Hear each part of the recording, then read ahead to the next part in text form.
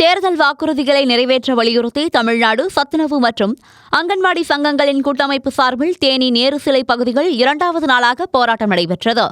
அரசு உறுதியளித்த ஓய்வு திட்டத்தில் உள்ள குறைபாடுகளை சரி செய்ய வேண்டும். சத்துணவு மற்றும் அங்கன்வாடி பணியாளர்களுக்கு குறைந்தபட்ச ஓய்வூதியமாக 7,850 வழங்க வேண்டும் மற்றும் 70 வயது கடந்தவர்களுக்கு கூடுதலாக 10% ஓய்வூதியம் வழங்க வேண்டும் போன்ற கோரிக்கைகளை முன்வைத்து இப்பணியாளர்கள் சாலை மறியலில் ஈடுபட்டனர்.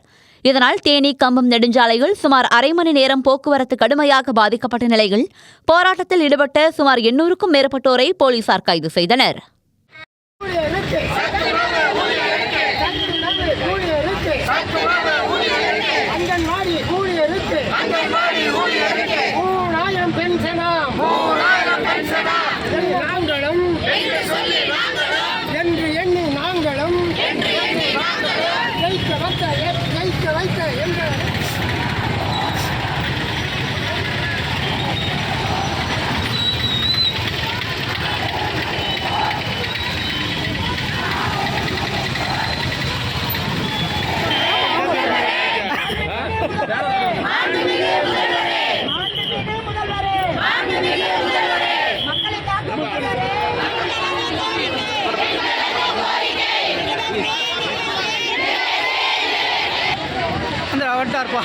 அருணாச்சலம்